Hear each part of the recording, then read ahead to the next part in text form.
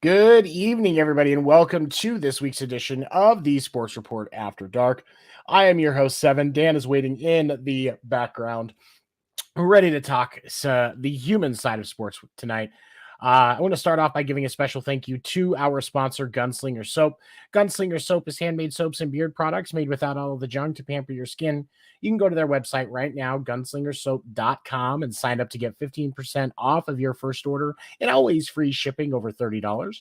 That's gunslingersoap.com. Definitely check it out.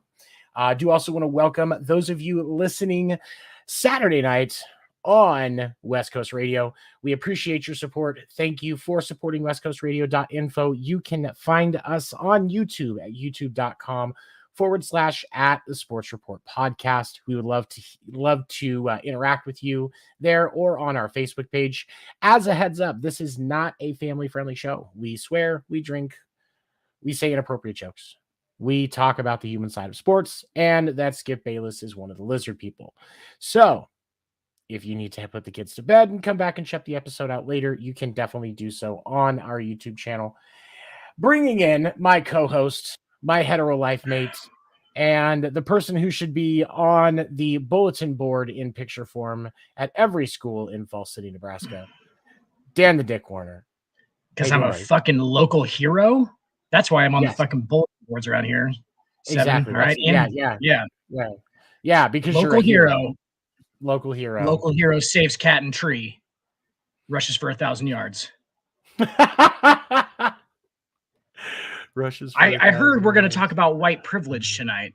So let me just get a big old chug of this beer here. Oh,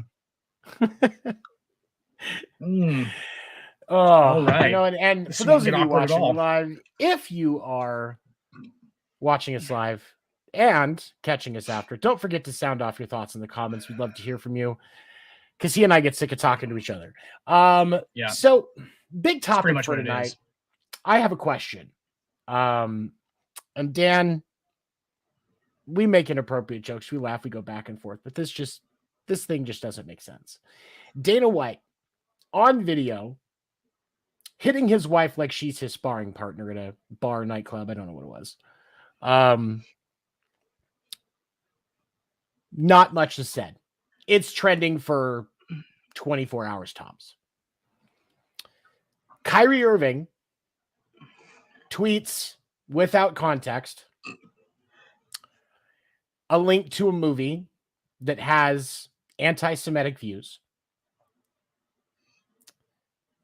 and loses 200 loses what was estimated to be valued at around $200 million contract shoe deal with Nike. Loses days and days of pay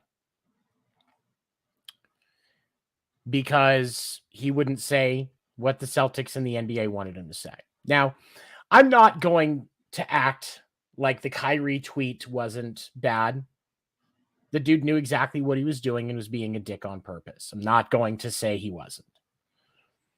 But why are we not giving Dana White the same amount of smoke for actually assaulting someone that we gave to a basketball player over a fucking tweet? Where's the pressure on Dana White? Where are the sponsor companies when it comes to Dana White's deals and the UFC's deals? Because it, outside of some, maybe some legal trouble, this isn't going to cost Dana White a fucking dime. No, make it make sense, Dan. It doesn't. It's not going to. Here's what I'll make it make sense to you. Kyrie Irving is black. There's one point. Dana White is a white guy who's been beating his wife. That's been going on for thousands of years. So it's part of the status quo. That's what it is. Like, that's rich white guys hit their wives, apparently. I'm not ever all of them. I've met some cool rich white guys. So rich white guys out there, just keep listening to the show. But no, but like, it's just, it's amazing to me to see that if it's outside of what's normal, like Kyrie Irving did something that's obviously, it's an opinion that not all of us have, nor do we think is probably correct, right? But it's something outside of the normal things that happen all the time. Like, I feel like because we weren't surprised that Dana White looks like the first guy I would point out in a room if somebody was like, hey, somebody in here abuses their wife. I'd be like, that guy right there. It's Dana White right there. I'd be like, that dude definitely hits. Like, you played Mario, right? You played Mario, right? Absolutely, yeah. The little Goombas? Dana White looks like a white human Goomba. Like, and if you've seen the absolutely horribly what is it, late 1980s, early 90s Mario Brothers movie, that when you look at the cover, you would swear to God it was a porn. The costume and the effects were so goddamn bad in that movie. So fucking bad. But the dicks do green mushrooms in that movie. Right. And the Goombas in that movie looked absolutely horrifying. Like, if you take a Goomba from that Mario Brothers movie and just make it a white guy, that's what Dana White looks like. Aren't the Goombas in Mario just like the henchmen in any GoldenEye movie? Yeah, Bond pretty movie? Much. Yeah. They just, you know how many anonymous henchmen I've killed? Yeah. Like, you know how many anonymous Goombas Mario's killed? Like, it just they're just like the dispensable pawns guys that are just there in the way, like, to get past the level. Yeah. Frog in the and I like, Lane. Yeah, you make a valid point. Frog in the frying pan analogy. It's that simple. It really is. We've what does that become mean? So, like, because when you think about it like this, when you're cooking a frog, obviously the more alive they are, the better quality the meat will be, just like with anything else. So if you drop a frog in a frying pan, it's going to hop out, right? Like, if you get a live frog, drop it on a frying pan, it's warmed up, it's just going to hop its big ass right out. Completely understandable. But if you take a frog and you put it in room temperature water, you turn the heat on low, it's going to get uncomfortable, but it's not really going to recognize that the temperature is changing until it's too late. and then you have this nice, tender frog meat that you can enjoy. Gotcha. You can become so used to the surroundings that it doesn't affect you, and you don't realize until it's too late that it's a fucking problem. Right. So is Kyrie the frog, or is he the frying pan? So is society the frying pan? Or are we the hot water? Kyrie, so here's the thing. Kyrie is the frying pan. We are the frogs. Okay? We become so used to a rich white sports owner, because that's essentially what Dana White is, and he actually owns UFC, so that makes it even better. Or even bigger. Sorry, not better. Even bigger. Dana White owns an entire sports, not just franchise, but organization. A whole sport, essentially. An entire mixed martial arts. Well, no, because there are lesser from leagues. in the media. As far as money goes, he does. Yep. He owns MMA, right? Yeah, and so the only thing that matters to me, that thing. Yeah, pretty much. And you've got a guy that has no problems being shy about the fact that he has no intention of paying his fighters better and giving them an actual decent cut of the show. It's his insistence on not paying fighters better is one of the reasons why Jake Paul has a fucking leg to stand on. And what you're going to see is eventually Jake Paul. And by the way, I have a prediction on Jake Paul. Did you see that he signed that MMA contract? I did, yeah. So you're going to get Jake Paul into a smaller production, bringing in more numbers or UFC-esque numbers, because where Jake Paul goes, viewership goes. It's just a fucking fact. Right. So especially if he develops a consistency in the ring and he's winning actual fights, Dana White's not going to have a choice but to give him a shot in the UFC. Right. And I mean, after he swore up and down. Oh, I mean, yeah, muscular wise, he's fucking great. And he's a beautiful man. What's even funnier is with this, other organized MMA group, Dana White was always saying he should be, tested. Well, guess what? This is an actual organized fight. Gaming Commission's going to make sure everybody's tested. That's the rules. Maybe. But I bet your sweet ass Dana White wouldn't take one of those tests. No. Dana White's like the worst part of like older white guy American society. He's like the rich, just entitled. Like I've seen interviews with the guy, and you can just tell. Like he interviews really well and shit, and it seems like he comes off as like kind of likable. And then, but you can just tell, like when he gets off the camera, he's like, fucking stupid ass interviews with Fox, like, and then just like kicks back and like kills a kitten or something. Like that's what I feel like. He just like takes a kitten and just like fucking Fox and just cracks its neck. Oh, and then shit. And then they snap beers together like Steve Austin, drink over a pool table while they talk about hitting women. That's what I feel like Dana White's doing in his free time. It's probably not that far off either. I mean, he hasn't really given us a reason to expect anything else. But you got Paul, a guy that real quick. Go ahead. Jake Paul, real quick. Actually, a good athlete. Him and his brother. Yeah. Are like people thought they were jokes at first. Jake Paul ain't no motherfucking joke, dude. And here's the thing. I get why people have thought that. I'm not even going to argue it.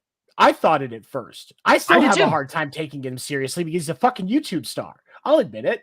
But the truth of the matter is, when you look at him physique-wise, he's in fantastic fucking shape. He does look pretty decent in the ring. I'm not saying he is as good as some of the greats in pro boxing today, but he holds his own. And I'm not going to call him a YouTube star to his face. He's undefeated in his organized fights. His podcast that he actually does, I believe it's called Impulsive. I think it's him and his brother. Not a bad. I mean, I'm not a religious watcher, but if I come across clips, I sit and watch it. Yeah, I saw him with the two rapper dudes, the younger guys. They're like twins. What are those guys' names? You know what I'm talking about? They're like they got dreads and they have all the gold grills and everything. You know what I'm talking about? I know you're talking about. I can't remember their name off the top of my head, but I think they're twins and they're just all tatted up and they have the gold grills and everything. He literally on his fucking podcast just like tests their grills with a gold tester. He's like, "Can I test them?" He's like, "Those are real, right?" And they're like, "Oh yeah, they're real." And they actually take them out and they all fucking are all real. And it's like, whoa, It's such an invasive thing to do, though, for real. Like, just start testing. I mean, Somebody's like, jewelry, be like, hey, do you wear real jewelry? Like, that's not real, is it? Just start testing it. Like, that's it's fucking content. crazy. It gives them Absolutely. credibility. I mean, It does, yeah. Maybe they it planned gives it. them. I would assume they were like, hey, put the real grill in, because I can't. Because here's the thing. I would expect you get to a certain point with that kind of money. Yeah, they probably have a real one, but you can't convince me that those guys walk around with the real one in all the time. You can't. Dude, you can't. They do, though, because they're actual veneers. Like, that's what they talk about on there. They're actual, like, they're real, and they actually have to test their teeth, like, while they're in their mouth, because they have veneers on. They're like actual. They're their teeth, essentially. Attached? Yeah, dude. They file them down like you would a veneer, like an actual veneer normal tooth. They file them down and then put the cap over top of it, and they put that stuff in the back of it that like fills in the tooth. You know what I'm talking about? Okay. And so yeah, they actually like have those. It's like a denture basically, like, but it's made out of gold. How nuts is that? Interesting. That's interesting. I don't know. Without getting too far into it, like, that's got to take away from your taste and shit, right? It's got to impact. I mean, how can it not? It'd be like having like 100 fucking tongue piercings.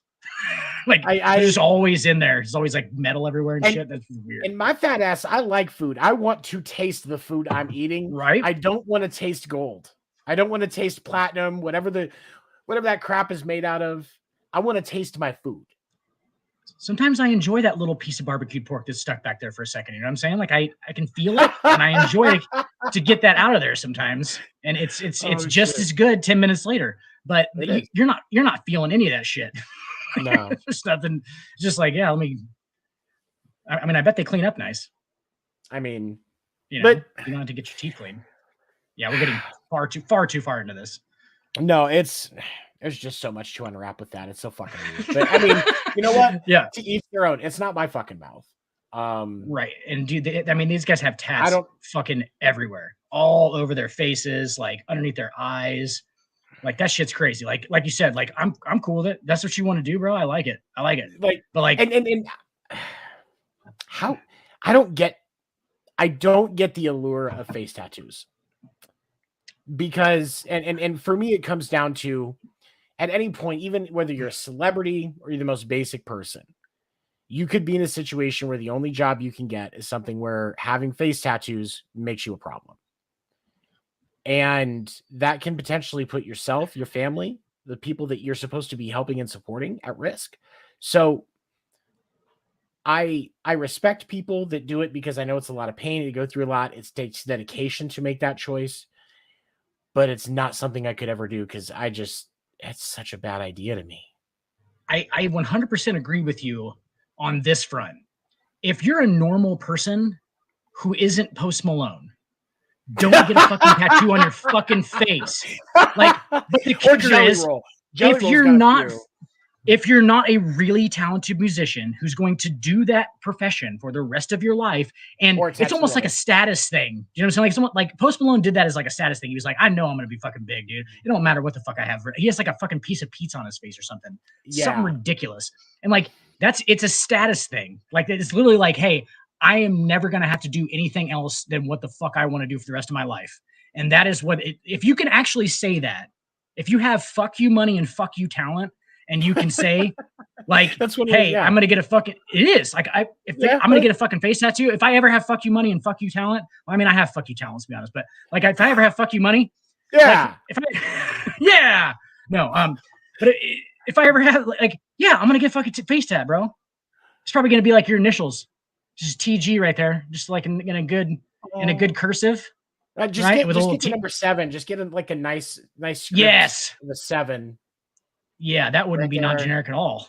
No, I mean, nobody's got a tattoo of a 7 anywhere, do they? There's no actual like number 7 tattoos or 13s. It's up there with probably with 1-3. He asked for a 13, but they drew a 31. Okay, so back on topic. Yeah, sorry. Yeah, but this is a man. You know, Dana White is responsible for an entire sports organization. And I looked up the biggest sponsors for the UFC, because I was curious. I was hoping to see Nike there just so I could just have that to pop off on, but Nike's not on the list that I found. But what I found was DraftKings, ESPN, Harley Davidson, Love Hemp at the CBD company, Modelo, Monster Energy. Yeah, because when I think of Monster Energy drink, Kyle, that just screams somebody that hits their wife. So maybe this is starting to make sense. Yeah, like right before Dana White kills that kitten, he chugs a fucking Monster. Like he chugs like a triple. It's called like a triple X blackout. It's like a triple X blackout lightning fucking Monster. Like it's got like 900 milligrams of caffeine in it, and he just like fucking slams it on his head and breaks the cat's neck. There's like one small difference between that and cocaine, and he just chugs it. Just kills it. Yeah, just basically. And the truth of the matter is, cocaine would probably do less damage to his body at this point. Right? Yes. Like, why don't you just, Dana White? Why don't you just go outside and get underneath the hood of your car and extract some of that motor oil and put that in the fucking bottle, and then chug that, because that's about the equivalent of what you're fucking doing. And it better be old motor oil, older motor oil, like some stuff that's got some fucking nitrous in it. Like just some stuff that's been ran through shit. Like just freebase nitrous. Just go get Paul Walker's last can and just huff it. I mean, and then take your fucking bug spray that you got in your house and just coat your radiator with it, and then run your car at like 7,000 RPMs and heat that shit up and make it into a good like paste, and then just scrape it off there and then fucking take a big old rail of it. It's called GAC. That's a real thing. That's a real thing? That's a real thing. There was dudes doing that for a while. Yeah. Wait, bug spray. What? Bro, there's some crazy stories up here in Nebraska, man. We live up here. Wait, you rednecks do the dumbest shit when you get bored. How did this become a thing? I have no idea. I actually saw a dude do some of it. Like I didn't see him like do the whole process thing. Like he said that's what it was. This was like 10 years ago. But like, he said it was GAC. That's what they called it. And it basically just like made you really fucking dizzy for like 10 minutes. And then you basically like, I don't know, kind of like, I would assume it's probably like something like a helium, like where you suck the helium out of a balloon and fucking, you're kind of fucking womp for a second. That's all it is. It's just poisoning you a little bit. Yeah. Bug spray on a radiator, heat it up, let it dry, and then scrape that shit off, crush it down and snort it. That was what they were doing. I mean, is it any dumber than Tide Pods? And I actually have a confession about Tide Pods, Tony. You tried it? No, I didn't try it, but like I always wanted to eat one, dude. Like whenever I felt them, I was always like, God, they're so like they feel like jellies or something, You never get that feeling like with like gel stuff? Well, and here's the thing, like there's that thing, it's a psychological phenomenon called the call of the void. And it's something that everybody experiences at different points throughout their life, doing different things. Like you come up to a point, and sometimes it may be something you come into contact with occasionally or every once in a great mile, or maybe it's just something that only happens once. Like you're standing on a ledge, you've got a Tide Pod in your hand, something else, like something where it's like, you shouldn't do whatever the bad thing is, jump, eat the thing, whatever it is. But your mind's just like, but it looks so much just like this. It looks like it would be fun. You should just do it. Like it's literally the name for it that I was told in talking with my, I think it was either my therapist or my psych doctor when they were actually talking about it. And they just called it the call of the void. So maybe that's what it is for you. It's just, yeah. The unknown is alluring. It's like Peter Griffin in the red button. If you guys ever seen that episode of Family Guy where there's just a big red button, it's just a cutaway. There's a big red button on the wall and Peter's standing there and the big red button says, do not touch. And like somebody comes up and tells him, don't ever touch this. It's free. And he like sits there for a second. It's like a minute, just stands there. He just starts inching closer to the red button, just inching closer to it.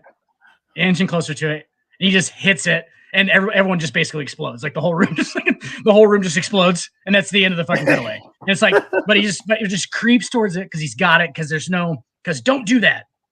Yep. And we have to, well, why not though? Because you really don't want us to do this. So something on the other side has to be kind of awesome or kind of terrifying.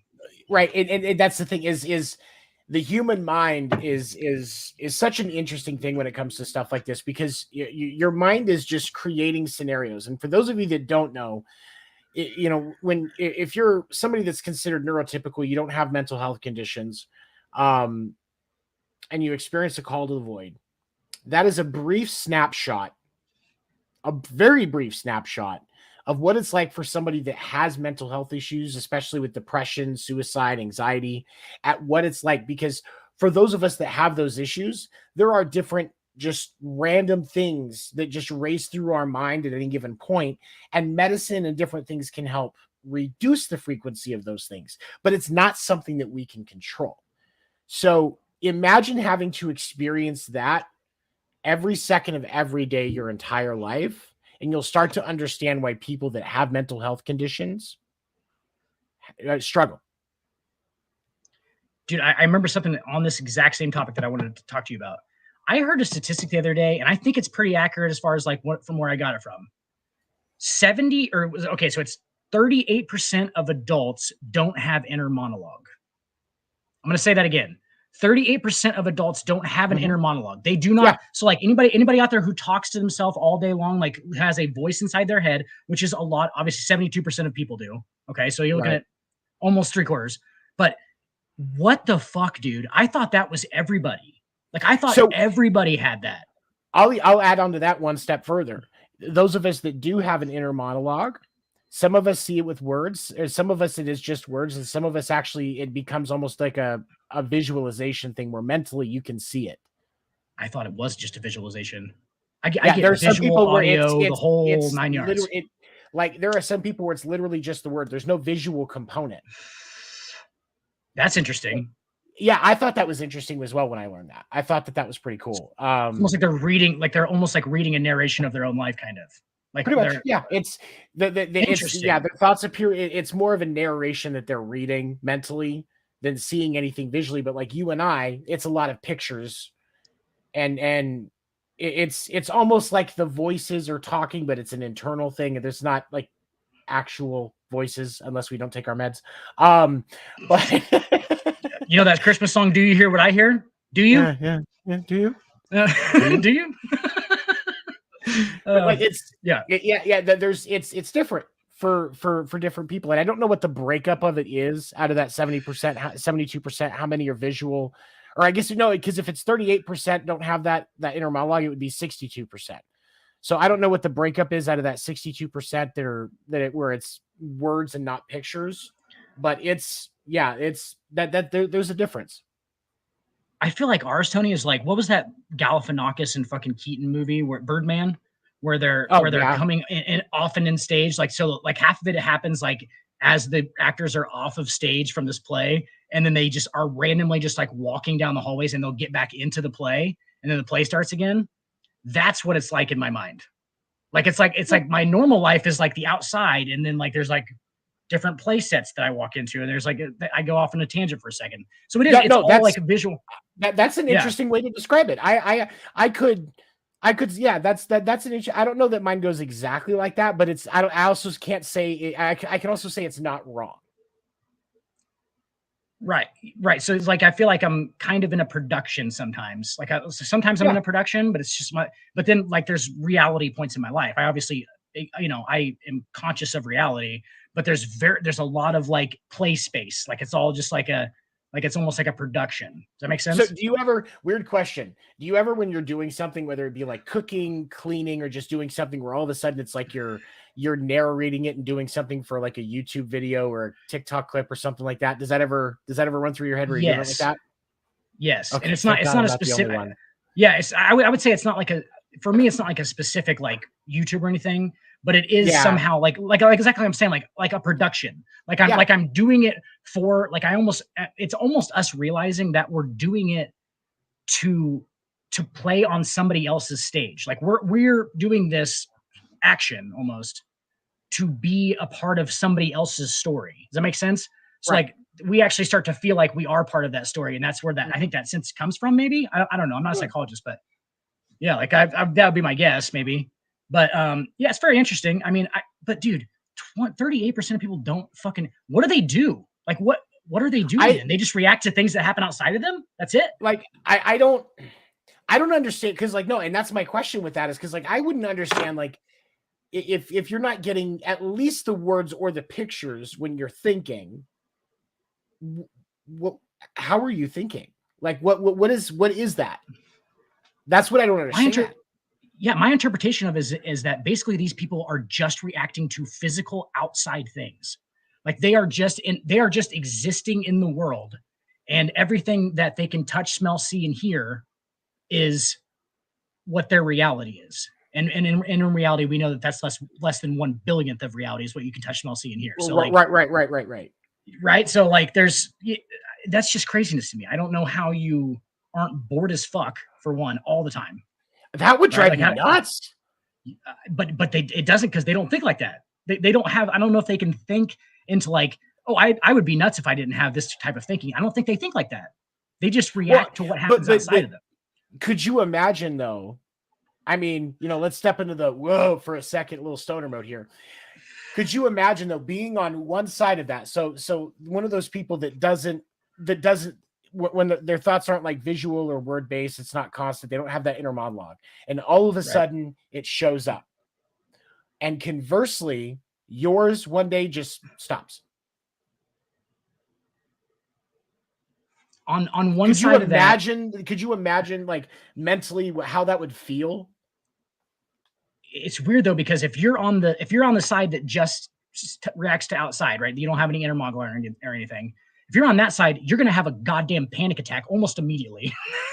That's the only thing I could think of, because that's just you're so gonna much have stimulation all at once. Fucking day. You're gonna have a day. Let's just say that. And if we're going the opposite way, I don't know if we can comprehend it. Like, I don't know if we can just comprehend what just happened. Like, we would just be like, okay, well, I'm in this room and I'm in front of a computer and I'm on a camera, and that's what we're doing right now. And I think you'd just be able to just probably transition pretty easily, right? I mean, I don't you would know, think, because think about it. Like, if you're when you go down into St. Joe, the level right, of ambient noise around you changes, and you notice it, but you adapt to it very quickly, right? Because right, obviously when you're in a more country environment, especially Falls City, or when you're out of town, that quiet is very, very different. Or if you're out camping, especially if you're out in the middle of nowhere camping, when that quiet sets in at night and all the animals are in bed, you're not hearing all the calls, you're just hearing the water and the owls and stuff like that. Like, that silence, like, it's noticeably different. right. But think about it like this. There's that room that's supposed to be the world's quietest room. It's the most soundproof room. It's so People go nuts quiet in you it. can actually, yeah, and people go nuts in it. Like, that's why I think that if that ambient, because for me, that inner monologue is an ambient noise.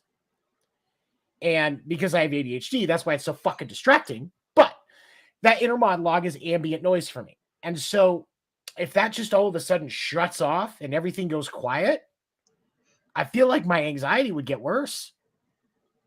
Yeah, it probably would, and it would just be it would be very, very strange, as far as like, you're actually saying you still have the memory of thinking the opposite way though, right? That's part of the theoretical. Like Right. Yeah. Oh You just shit, wake yeah, up because if you wake up one day, you haven't had, it's been silent, radio silent, and then all of a sudden the noise is there.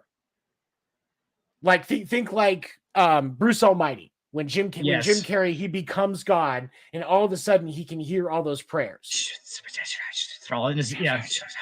Like, he went from silence to that, and like it. That's the only thing I can think of that become a close way of describing it.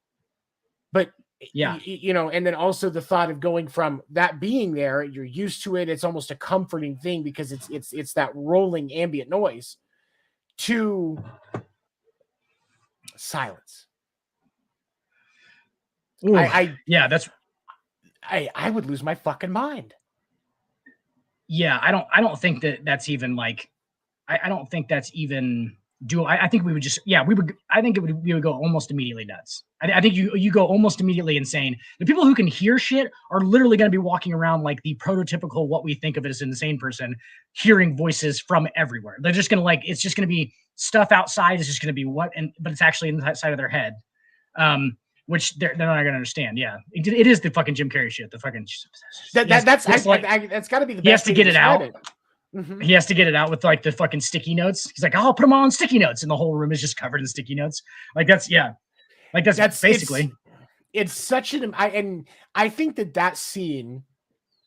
I've really come to believe that scene is an adequate way. It's got to be the most accurate way to describe what it can be like, and especially like if you have anxiety, especially for anxiety. But you don't get the ability to turn it all into sticky notes and it go away. Right. But even if you could, it's exactly what it would be like for him, where it's literally everything everywhere is completely covered, but that doesn't stop. Like new sticky notes keep fucking appearing. Yeah. But at the same time, do you think you know any? Go ahead. Do you think you know anybody who? Sorry. Do you think you know anybody who fucking doesn't have inner monologue? Because I think I do. Once I heard that statistic, I was like, I can see. I think I know people. Like I don't know if my mom does. Honestly, like really? I know her pretty well. Like obviously, I would, like for those of you that are watching live and listening afterwards, sound off in the comments. Hit us up on Facebook if you are somebody that does not have that inner thought monologue. It's just quiet. Please. Unless it's like you think of something, you stop thinking it, and that's it. Like if you're that type of person, hit us up on Facebook or leave a comment on YouTube. Like give us a way to reach out to you, because we actually I would be interested in talking about that. Just to get an understanding of what that's like. like if you think that you might be somebody who we're talking about, like I know that it's hard to it's super hard to comprehend, because they would actually have to be having an inner monologue with themselves to think about that question, correct? Well, like they would have to kind of be. But here's the thing. I think the lack of an inner monologue, because like for us, remember that monologue, if you will, is constant. It doesn't stop. And random kind of random. And kind of random in what the content of it is, yes. So to speak. We're more prone to the call of the void we were talking about earlier. We're more prone to that call of the void simply because of the fact that that's constantly running and those things can pop in and out. Somebody that doesn't have that inner monologue, they're in the moment. They think that they're in the moment. So they think their thought and then they're on to the next thing. There's no running backtrack, if you will. There's no, ambient noise. Like it's like must a be light. Fucking nice. Must be fucking nice, right? It's like a light. You turn it on when you need it. You turn it off when you don't. That's it. That's what they get. Whereas that light doesn't. It's not just that light is always on. Sometimes it gets so goddamn bright that you can't see a goddamn thing, and you feel like you're standing on the sun. And other times, it's just flashing a bunch of different colors and nothing makes sense, and you can't do anything about it. Yeah, absolutely. And sometimes you have fun with it. It's fun for a while. Yeah. It's fun for a while, but it can get taxing. Very. It gets taxing. Yeah, it gets taxing. And like I'm not saying that we have it harder than anybody who doesn't, but at the same time, it's like that seems like that would be a much more, at least concentrated life. Like you would have a much more focused life. Does that make sense? Like you would have a much more very focused on your goals, very focused on what you're doing within your life, instead of just having randomness thrown at you on a regular basis. It seems like all the rich people in the world might not have inner monologues, because they were just like, yeah, I can get this done, and that's what we're going to concentrate on now. And people with ADHD famously have a thing where they just have to do 9 different things at one time, and none of them are really getting finished. They're just jumping back and forth because they're just getting kind of mixed up. They're just Well, but I would say that I don't think it's all of that with rich people. And the reason why I will say I don't think it's all rich people is because how many people got rich because of being an actor or a musician. Like there's no way that most actors and musicians don't have that inner monologue. Right. No, I was kind of just making a joke, but yeah, I was thinking rich Dana White people, like that. But yeah, White Man Goomba definitely has an inner monologue, and I think it revolves around fuck Jake Paul. I want all of the money for myself. And I was supposed to be Joe Rogan. Why isn't medicinal cocaine legal? Joe Rogan took all my ideas. The bald head, the white guy, stubby figure. He took all of it. I was supposed to be Joe Rogan. I think he's mad about it for real. I think he's jealous of Joe Rogan. Very, very jealous of Joe Rogan. I think that he knows he doesn't even have as much money as Joe Rogan does now. That's the hilarious part. Like, the only thing he had on Rogan for the longest time was that he had more money than him. And now Rogan's just Rogan has built his brand so goddamn well that I wouldn't be surprised if Joe Rogan is more rich than Dana White. That wouldn't surprise me at all. The reason I love Joe Rogan so much is because he literally is like the epitome of I think he's a genuinely good dude.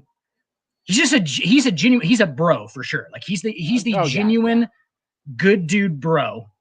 Like, and he made it. And that's why everybody likes him. You know what I'm saying? Like, there's no, like, you just know those good people and you're like, yeah, he's like a good dude. A good fella. He's a good fella. Well, but I think one of the things that makes Joe Rogan a good person to watch is because when he interviews people, he just asks questions. Like he goes. It almost seems like, and I think that it's similar but different to Stern in a way. Stern has more of an action plan with the way that he approaches interviews, but he approaches it also with a genuine curiosity. The difference is that a lot of the time Stern is interviewing musicians, and he's been around the industry so long that he knows so goddamn much that he's not as curious. But Rogan is just, I think, in his nature, a legitimately curious guy. And I think that's one of the things that makes him a great interviewer, is because he will just ask whatever question comes to mind. Yeah, he had Joe Rogan Questions Everything. That was his show for a while. That didn't do anything because I don't think nobody watches fucking Nat Geo. So, right. I think it goes on Discovery or something like that. But yeah, he genuinely listens. He genuinely listens to their answers, and he's interested. He also has an advantage in the fact that he gets to interview like the utmost talented, the utmost knowledgeable in their fields. You know what I'm saying? Like, he gets like the cream of the crop. He picks who he fucking interviews at this point. All of them are like top of the line. Like, they work for the fucking Defense Department if they're in politics. They're, like, there's just huge figures. Like, people, like, everybody wants to go on Rogan. I can't wait until, Pat McAfee's going on Rogan for sure. He's gonna be on Rogan at some point. It's at some point. Those two, that's gonna be such a good interview. Those two together live. That's one show I will watch live. It's weird because I feel like they're gonna clash together because they're almost like the same. They're almost like the same type of person. Does that mean like they're like the same kind of thing?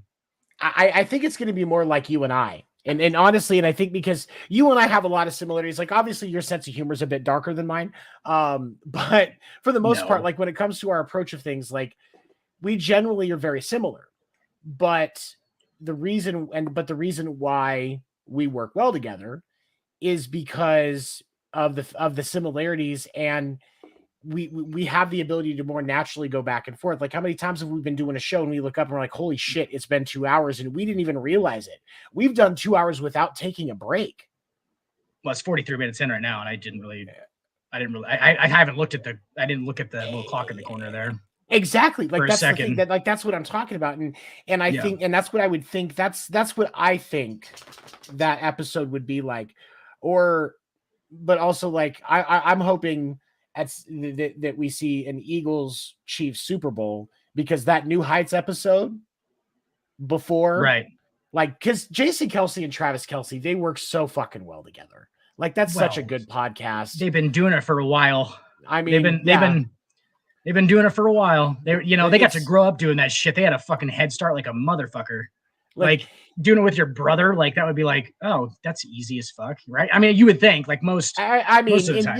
Yeah. In theory, that makes sense, and so that's why for me, it's like when I think about McAfee and Rogan, I think about, because of the fact that their styles, because of how alike they are in their approach to things. Because McAfee's also that, like, I think he's more of a bro than Rogan is. The epitome of a bro. Obviously. McAfee's the epitome of a bro, but that good guy edge that he has to it's not like the bad kind of good guy. It's like he's like the kind of Stifler that your mom, once they got to really know him, would still actually like. You know what I mean? He's Stifler from American Wedding, not from the first 3 movies. From American Wedding, where he actually turns out to be a good guy. You know what I'm saying? Like that's and then like Stifler becomes lovable at the end of the series. Oh, come on, Stifler was lovable the whole time. He is lovable the whole time, but like he actually becomes like you question whether he's a good person for the first 3 movies, because you're like, Jesus fuck, like he pisses, like there's all this. He's just madness. He's definitely the anti-hero.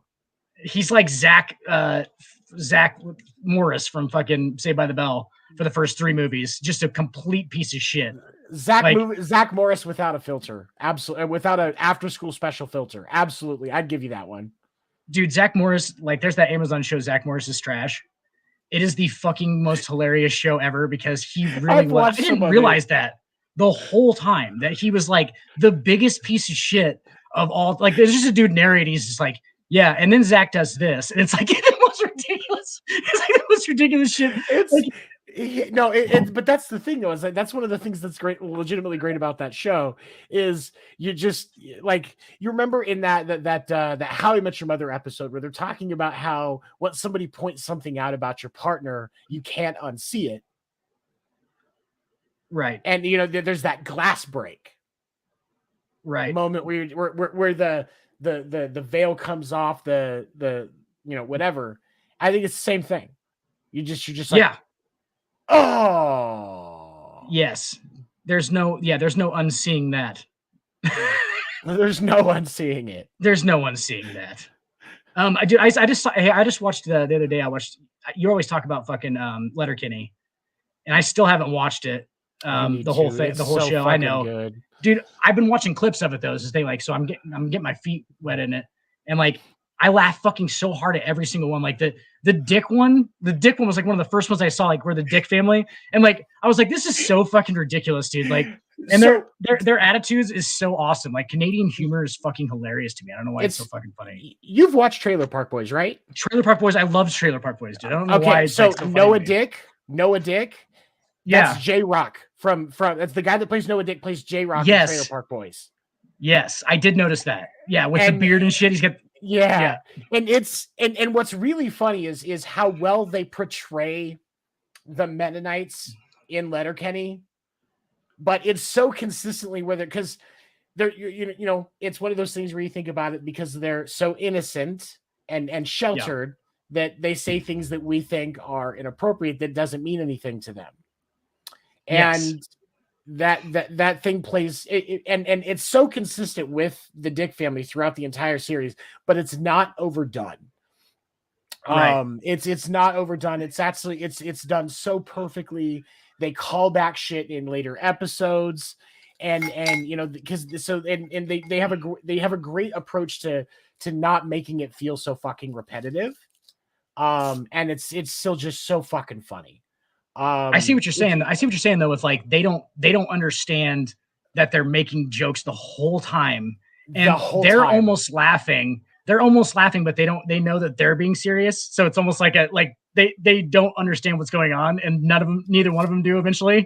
I love that shit, dude. It's so well written. It's so well written. It is so well written, and Jared Kiso and Jacob Tierney, the guys that write and direct Letterkenny. Jared Kiso is the one that plays Wayne in the show, and they do so much work in making sure that show, the rhythm is so good. I've seen interviews with the cast where they'll get on to like different podcasts and stuff like that, and they'll talk about it. And because it's a comedy, one of the most common questions that they ask people is, how much do you get to improv? And all of them say the same thing: we don't have to, because it's already, when we get to shoot, it's so goddamn good. We get a little bit of leeway, but we don't have to. And that speaks to the talent of Jared Kiso and Jacob Tierney, and just how fucking good they are. Yeah. Do you know who else you hear that about, where you don't go off script and it's fucking unbelievable? Like, it's written that way, is the fucking Coen brothers. The Coen brothers. Oh, they're so good. They're so good.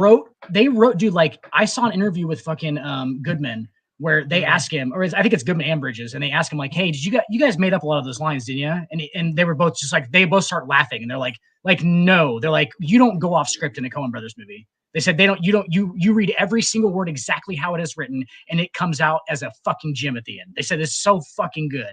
Like it's written like that. It's written like that, like to the word, all that shit. Mark it a fucking 0 with the gun and everything is fucking what they wrote, dude. They visualized that before it happened. Like that shit is unbelievable. Like show me fucking Chavez. The mind that it takes to be that creative. And it's not just that you're that creative, it's that you get it right as you're creating the product so that when it goes to shoot, you're not fucking with lines. You're shooting what's there because it's what's going to be the best piece. And it gives, I think that I would have to say, I would estimate, just from my little bit being around acting and comedy and stuff like that, that it probably takes a load off of the actor because they're not thinking about how can this be better. They're thinking about how they can make the character better and how, because like, especially in comedy, the physicality of a character can be one of the selling points. Like in Letterkenny, Rolled, he's one of the skids. And they're the ones that are like drug addicts and stuff like that in the show. And Rolled has a very physical presence, not like overbearing, but like very moving, because he's a rehabilitated tweaker. Because in the early part of the show, the skids are meth heads. And so there's some of that physicality in those characters that carries over even after they get sober and just are cokeheads. Right. Just do cocaine periodically, like normal humans. It's more than periodically. It's a daily thing now. I think I have a problem. Like Bobby, there's a scene in not this most recent season that just came out the day after Christmas, but the previous one where they're like making fun of TikTok. And so they make videos where they're funny ways that they're doing. The skids make videos where they're doing funny ways of doing cocaine. And it's like, there's like a huge rail on the monkey bars and they're just going along doing the whole goddamn thing, going down a slide where the rail is on the side of the sled and they're trying to do it the whole time. Like stuff that would make Bobby Brown go, hey, y'all need to chill. Chill out, man. I'm fucking really high, bro. Chill out. Whitney, get the fucking crack. But you want to smoke some crack? Yeah. Go get the fucking crack. No. But you know, it reminds me of like a fucking Canadian version of Always Sunny, kind of. It's like Always Sunny. There's definitely some Always Sunny vibes in that, yeah. Like just how they put it together, and like Charlie Day has physical comedy like a motherfucker all the time for some weird reason. Especially like in Always Sunny, he's always like creeping up, and he's always like very like he's obviously like the dude who crawls around in the fucking. He does the Charlie work. It's just all the janitorial shit that nobody else wants to do. It's always like cleaning out fucking. He's like, one day he comes up from the sewer. He's like, they're like, what are you doing down there? Why do you smell like cheese? He's like, I was just checking the cheese in the rat traps. And they were like, you were eating the cheese out of the rat traps, weren't you? He's like, yeah, well, I had to make sure it was still good so the rats would eat it. it's like, what the fuck is the Charlie work? Like, the Charlie work. I had to make sure it was good. But okay, all right, back on topic. So like my frustration with Dana White, in this whole situation is it's more of a frustration with cancel culture as a whole. And by that I mean the lack of consistency for the cancel culture people is so goddamn frustrating. Like, they're supposed to be trying to cancel all of these bad things like racism and sexism and bigotry and hate and all of these different things. How about domestic violence? But how is domestic violence not one of the things that we're going after? Yeah, exactly. How, like, I think that should be number one. Maybe I think you should maybe lay off the transgender people, or the stuff that seems like it's not really a big deal.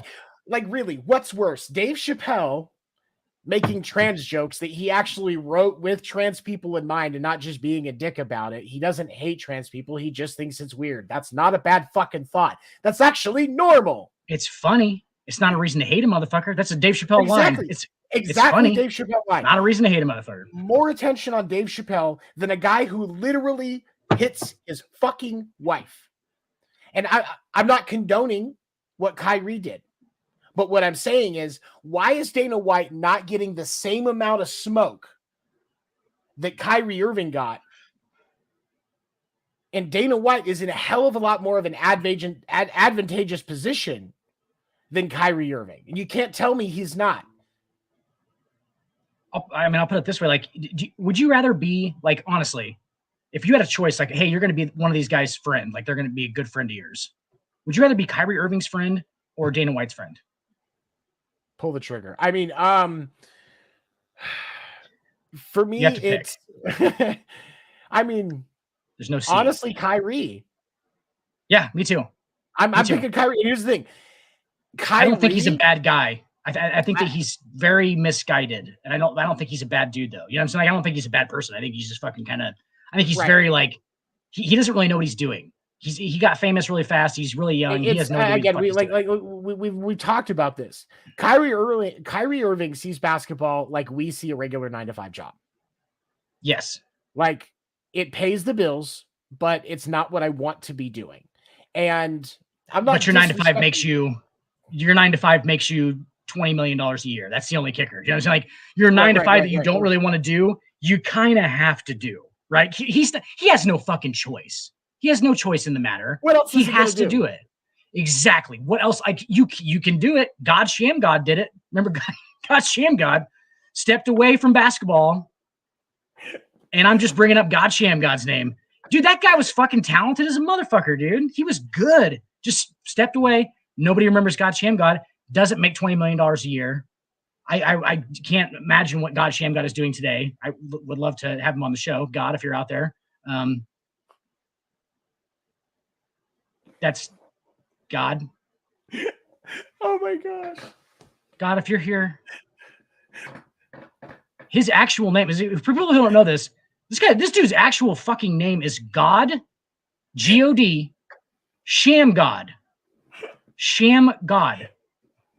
This is his fucking name. His Christian name, no pun intended. His Christian name is God Shamgod. And like, what the fuck is he doing? He just stepped away from. How much did his parents hate him? That's my question. They just skipped all of the old school, like Joseph and all those names. Noah. Like they just skipped all those and they were like, no, let's go straight to the source. It's God. Again, not this guy. It's a basketball player. This guy's black, right? Yes. Okay, because I remember the name, but I can't put a picture to it, so that's why I'm clarifying. But like, is that like when a Mexican family names their kid Jesus? Like, is that the same thing? It just doesn't happen very often. Like, I don't understand. I don't understand, Dad. It is very similar to the Jesus thing because they basically just don't feel like it's like sacrilegious to like name your kids after gods. Like where whatever religion they are, where they come from. I think it is African religion because like Prince of Mukamara played at Nebraska, played for the Giants for a while, good corner in the NFL. Prince had fucking like 7 brothers and sisters, and they were all like very like deity-wise names. I work with a guy where his first name is literally Sir Anthony, Sir Space Anthony. Yes, though. I mean, because they don't think it's like weird.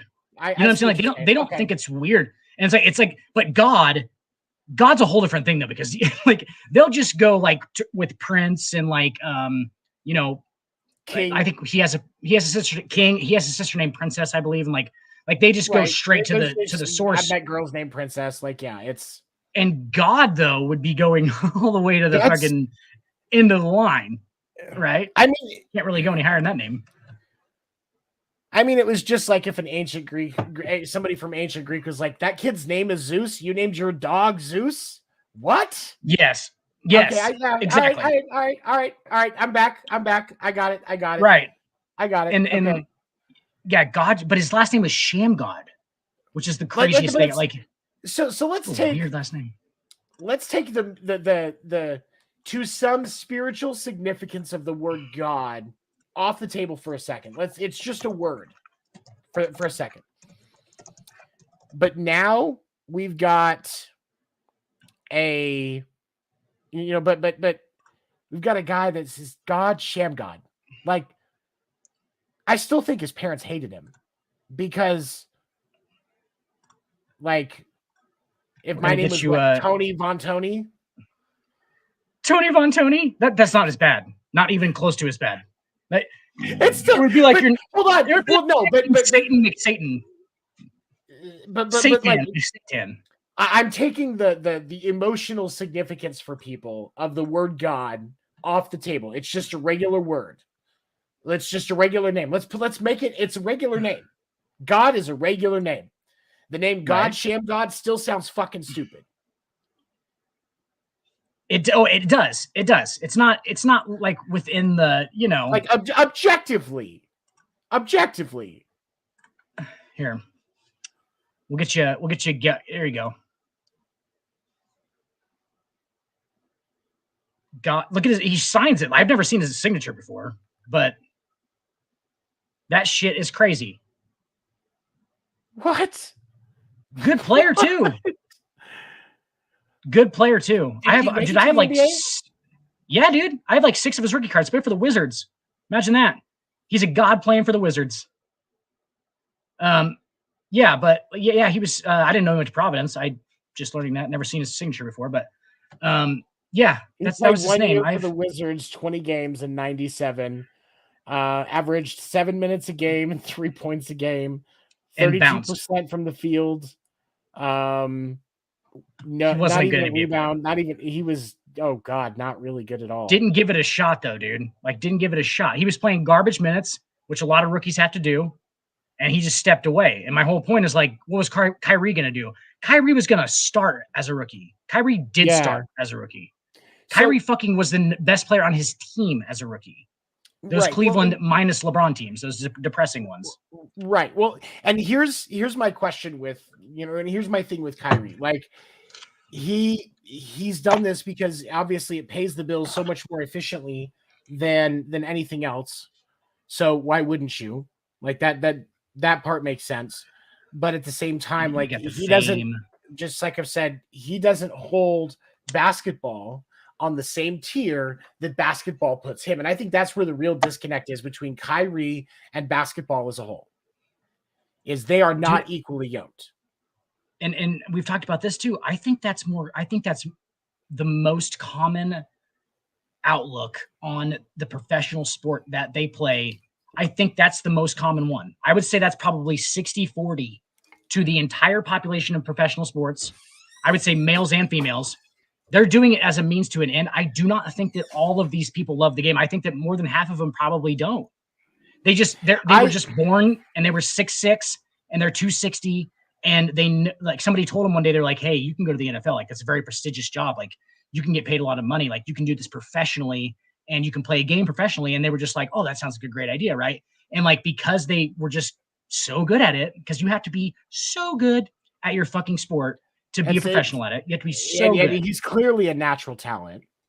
Right. He's cream of the crop natural talent. Like, he's like one of the 4 or 5 best in his position at his age in the world at something. Like, not a lot of people can say that they're the best 4 or 5 in the world at anything, right? Because, Tony, I've heard you're pretty good at fucking. I bet you ain't top 4 or 5 in the world.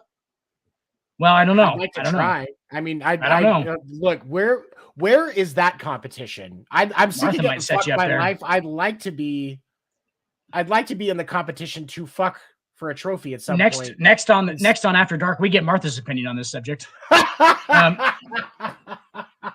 We're gonna add a third screen in here. Just walked in. She'd be like this. So like this. But anyway, but for me, it's like like what you're talking about. Yes, I would rather hang out with Kyrie because Kyrie, like, he seems like he's off the court. He's a guy. He's probably that guy that sits there that when it gets a little weed in him. That's probably why he sent that tweet to begin with. He was probably high, watched that movie because it's a whole bunch of conspiracy theory bullshit, and was like, "Oh my God, bro." But drunk a little bit when he came down, he was like, "Oh," and they were like, "Rah, rah, rah," and he was just digging his feet in because he's Kyrie Irving and he fucking can. Exactly. He was like, it doesn't excuse the behavior, just explaining it. But when you look at Dana White, this is somebody that clearly doesn't give a fuck about what society expects of people in his position to do. He is at a point where he's rich enough that he just doesn't give a fuck. Tony, And and he's so white, bro. I'm telling you right now. Like, I know we don't want to get too far into the white privilege thing, but like, he's fucking white, dude. Like, I don't know what else to say this. Like, I would like for there to be a different reason. Like, and I get that that's probably what it is, but I would like to find a different reason, because you can't tell me that being somebody, committing domestic violence does not at least put you in the same level as somebody who spews anti-Semitic hate. Let's say that this was intended to be real anti-Semitic hate. Violence is bad. Actual physical violence is bad. Saying mean shit isn't good. But if I had to deal with somebody saying mean shit or somebody beating the shit out of me, I would much rather, as somebody who got bullied and grew up in an abusive home, I would much rather deal with the mean words than a woman getting punched in the face. Right. It's almost like potential evil, for lack of a better term. Like, it's almost like potential bad things on Kyrie's side, because he could obviously influence other people to think like that. Right. And then like actual fucking mischievous evil. Like that. Like, that's like, if you're what kind of situation does Dana White's fucking wife live in? If that's something that happens on a regular basis, what is going on in that household? You know what I'm saying? Like, that woman is not having a good time, to say it at the very least. Let's just say that. That guy puts more holes in drywall than a fucking construction worker. That's all I'm going to say. Right? I mean, hey, I like to hit inanimate objects when I'm angry. I think that hitting inanimate objects when you're angry is actually probably, it's an okay thing. It's like dude's version of cutting. Like when women cut themselves, it's a release of anger, and like, you don't think so? No. Because, and here's the thing, and I will say this because for me it is. I can understand why you might think that on the surface level, but I had a few different friends when I was in high school and as adults, to be clear, as adults, that have been dealing with urges to cut, and not all females. There were males involved in this too. And what I will say is this: is with cutting, it is more often than not, it is a control thing, because a lot of times these individuals, they feel like they've lost so much control of their life. When they're cutting, it is a release for them, because they are controlling what's going on in the pain, how much it hurts, how long, where the cut is, all of that. It is probably even down to like the line they're making, probably like even like down to like how straight the line is and everything. That's interesting. I can see that.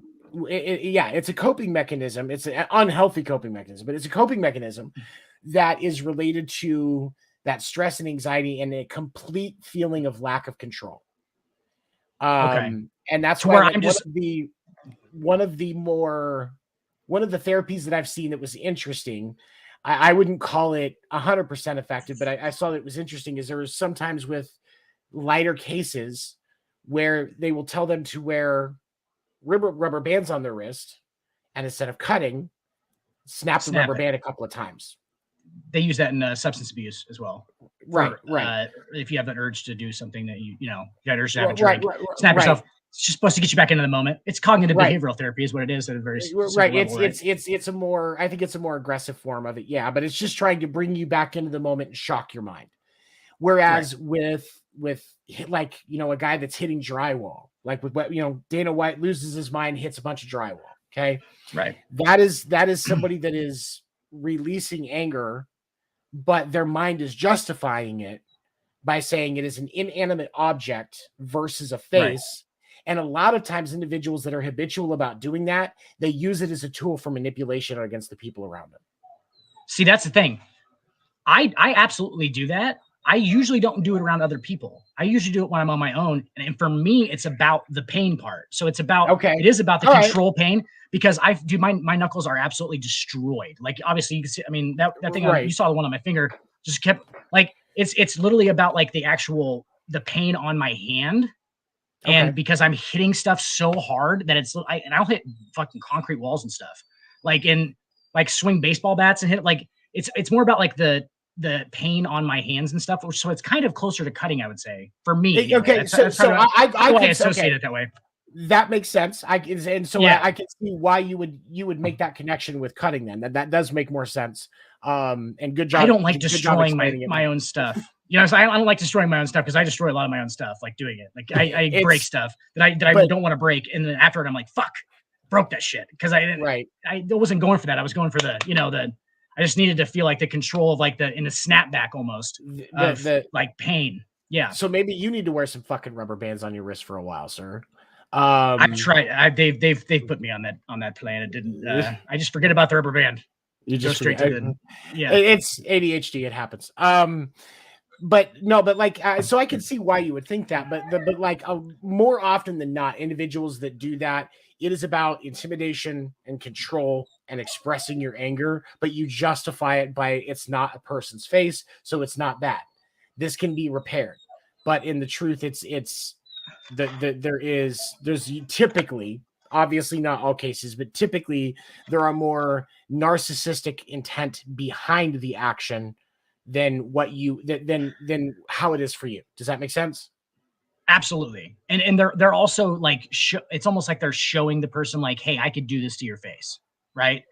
Is what you're saying. Like I see what you're saying. That's totally I can totally see and that. That's what it, because like you'll see a lot of people that go through like in people that come in situations where it was mentally abusive, or like especially with their like parents and partners are the most common aggressors in these scenarios, is they will go through and like the narcissist, or Dana White, and the Dana White in this scenario.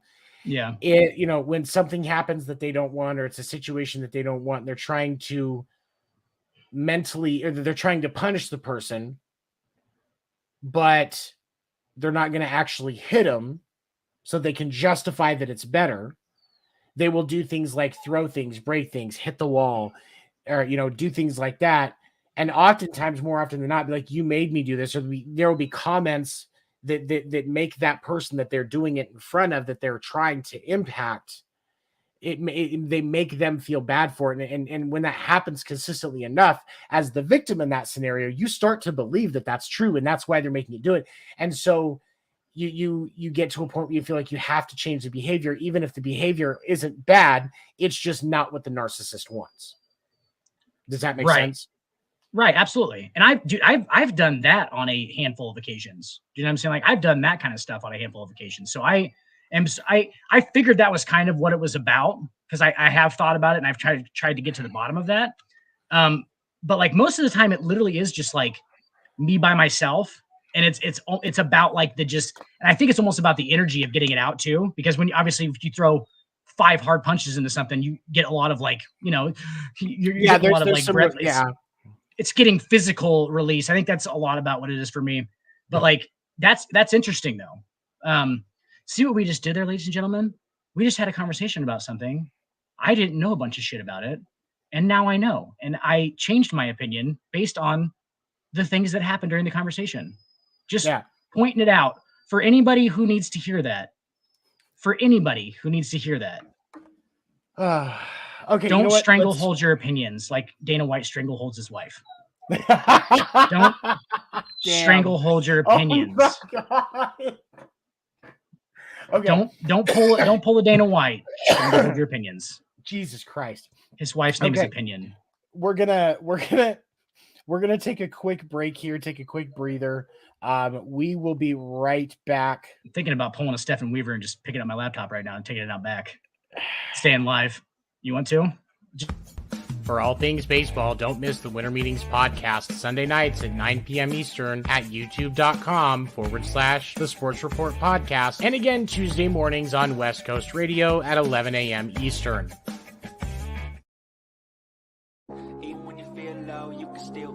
Wrap up your Monday with some laughs. Make sure to join Will, Seven, Dan the Dick Warner, and Josie as they dive into the hottest topics of the week across sports, including baseball, basketball, and the NFL. You can catch the episode live Monday nights at 10 p.m. Eastern on youtube.com/The Sports Report Podcast, or Wednesdays at 11 a.m. Eastern on West Coast Radio. Don't miss the Sports Report Podcast.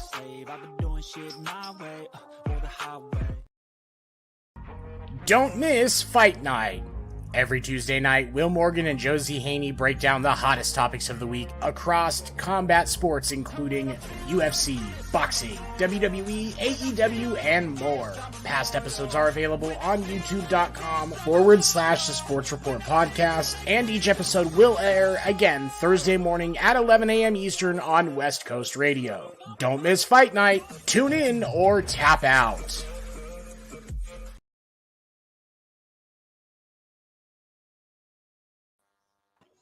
And we are back. Don't forget, if you are not, make sure to subscribe to our Twitch or our YouTube, however you are watching tonight. Like us on Facebook. We would love to hear feedback from you on what you think about what we're talking about. It definitely helps us get better. And we would love more engagement, so eventually we can turn this into something that makes us some money. Back with my partner, Dan the Dick Warner here. We are talking about the Dana White. Yes, I just saw that. Will, what's up, buddy? Good to see you. Thank you for joining us. Knowing is half the battle. Dropping GI Joe quotes on us. Dropping GI quote knowledge. GI knowledge. Who would have thought the host of the Geek Gauntlet podcast would be able to quote GI Joe?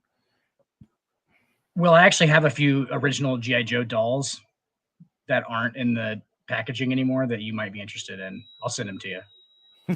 I have no idea. They're just in plastic bags. I have no idea why they're even like back there, but they're I don't even know where I got them from. That sounds a little creepy. Yeah, I'm not gonna lie. No, for real, they're like actual like real like aren't those worth some money or something? I think they still have to be in the box though. They still have to be in the box mostly. I think. I would think that somebody would probably, even if it was just the actual collectible, as long as it was in good shape, I would think that there would be somebody.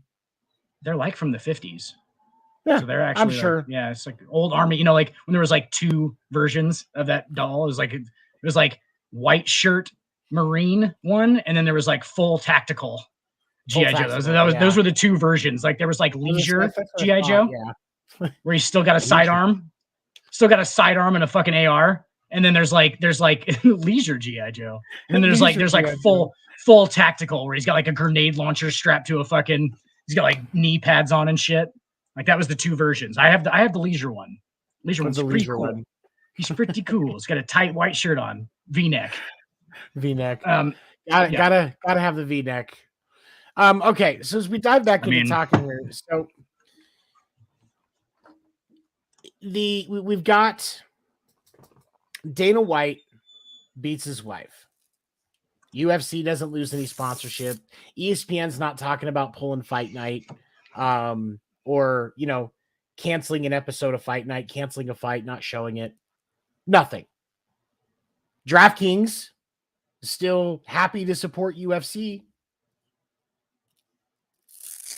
Maybe Love Him needs to send him some Get Calm CBD or something. Like, but Tony, how can you as a company, Nemiroff Vodka, Monster Energy, O2 Industries, Oscar Mayer, Wiener sponsoring a guy that looks like a fucking wiener? Tell me that's not spot on. Well, Monster's in the oil business, so they're good. They got they're in the motor oil business, so they're fine. They're in the motor oil business. They just mix a little bit of motor oil, but yeah, like, dude, I hate to keep coming back to this, but like, let's look at our documented cases of this at this point, where it's been just freak out, and then we don't really do anything about that guy and freak out. Like Ray Rice. I know that there's other factors going on here. Like I know there's other cultural factors other than just that Ray Rice is black or that Kyrie Irving is black. But like it seems like statistically this keeps happening where it's like there is a lot of the black dudes are getting absolutely fucking persecuted for this shit. And then as long as you have enough money and you're a white guy, for some reason, almost because it's been happening for so long and it's so like part of the norm at this point, it's fucked up. But like it is kind of part of like what I don't know. It seems like that's what older rich guys, white guys do. I don't. Well, I like I said earlier, that's the I thing. don't think it's all rich white guys, but And I think the problem with it is, and I think this is what the struggle and my query, if you will, big word, my word of the day, query, not a slight against homosexuals. My query is, and I think and okay, so what Will's asking, do you guys think domestic abuse really isn't considered serious? And I think that's the serious. thing is there are, cancel culture, if you will speak out about anti-Semitism, which is great. Anti-Semitism is bad. I think we can all agree on that. Anti-Semitism is bad. But Will hasn't been listening for very long, clearly, Tony. Right. But the domestic abuse, it's okay. Like let's look at this. But like I can understand you're saying like a lot of evidence suggests this, but let's look at this. And I had this thought earlier today in comparison, and it makes things interesting because we look at Tone. I'm getting the question differently than you are. Hold on. I'm sorry. I'm getting the yeah. Go ahead. I'm going to compare something else to you that have actual similar he just realms, but different sports, and a white guy and a black guy. Trevor Bauer versus Deshaun Watson. Different. Obviously different because case. Deshaun Watson has 26 accusations of sexual harassment, sexual assault, sexually inappropriate behavior with massage therapists. Loses about 1.5 to 2 years of playtime because of accusations that there are some that claim are or should be or are false, but he has these accusations. Doesn't get indicted, loses almost 2 years of playtime, bunch of money. Trevor Bauer, pitcher, now former pitcher for the Dodgers, decides or gets accused by 2 separate women of domestic violence. We'll call domestic violence sexually deviant behavior. He was too kinky. Was he?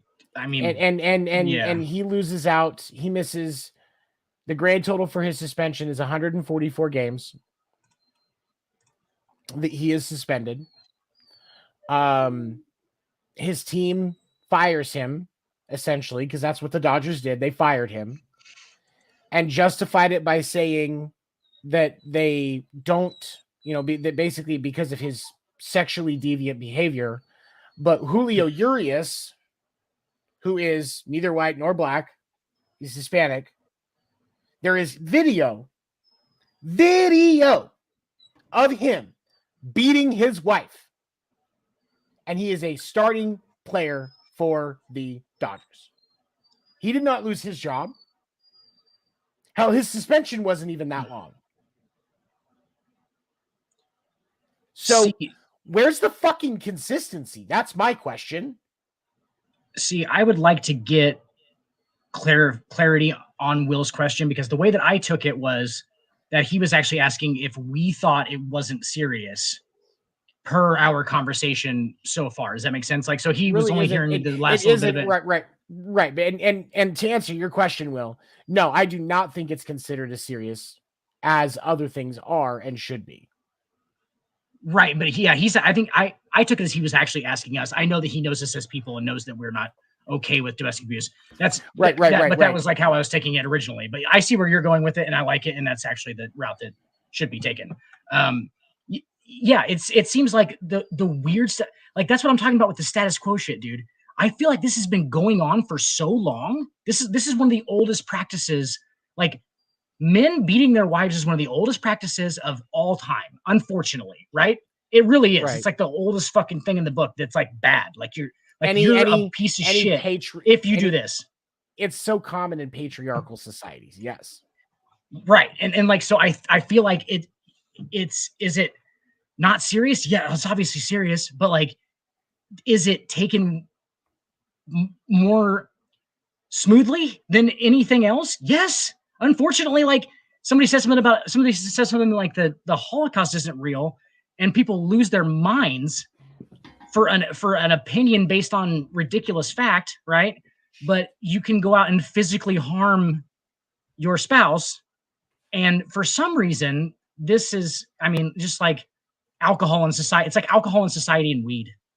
It's like alcohol is legal and nobody really says anything about it. But Right. you know, people who smoke weed have to like beat around the bush about it and shit. Like, oh man, you smoke weed? Like, and it's like, why are we doing this? Like, it's not like if weed was legal in a legal sense, everyone would just be talking about it. There'd be fucking ads on the TV every fucking three ads would be a fucking weed ad for some different strain of weed, right? And like it would just be normalized. So like how much can you normalize it within society? And if you go outside of that status quo at all, if you're at all weird about anything, like if you're the sheep that kind of wanders off of the herd, then you're a fucking weirdo and you're the enemy because everybody wants everybody to be inside of the flock. You know what I'm saying? Like they want everybody to be Right. all the same, or it becomes confusing and difficult and scary. And I think that's really what's going on here. Is like this stuff happens every day in society, and because it's so normal, we just sit there and it's well that happens all the time. Well, why does it happen all the time? It Should it shouldn't happen happen all the all the time? time. Yes. Should it happen all the time? Why does it happen all the time? Do we need to maybe think a little bit further into this? Are we numb to the fact that this happens all the time? Oh, I we mean, I are. just said out loud that like people like the oldest practice ever within marriages is men beating up women. That's not an okay thing. Like that's not No. that doesn't even seem right for me to say out loud. You know what I'm saying? Like it's like not like how is that okay to me? Or that's not okay to me, but like how is that like okay for me to even be like okay with? You know what I'm saying? Like I feel like everybody's overly okay with it for some reason. But when we talk about somebody wanting to be a woman when they're biologically a man, it's a fucking huge deal.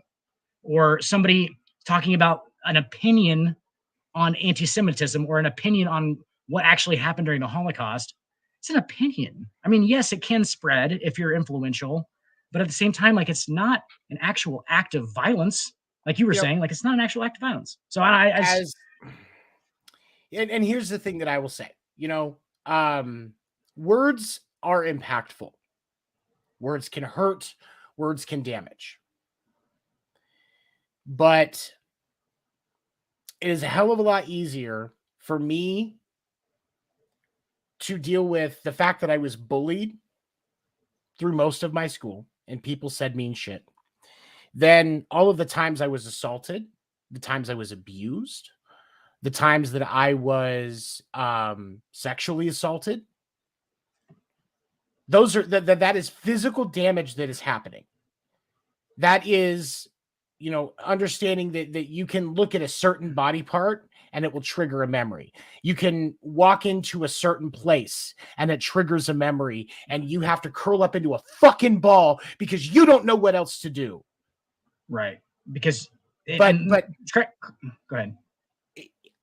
Here's the thing. I'll say this, and it's one You're of the fine. reasons why this Dana White situation pisses me off so much.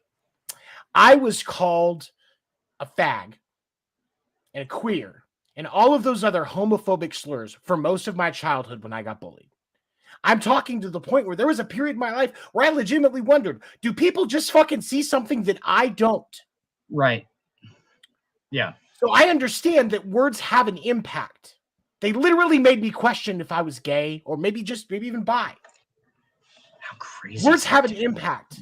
When you knew that it wasn't the case, but like it was almost like outside influence almost made you think it. That's how important. Yeah.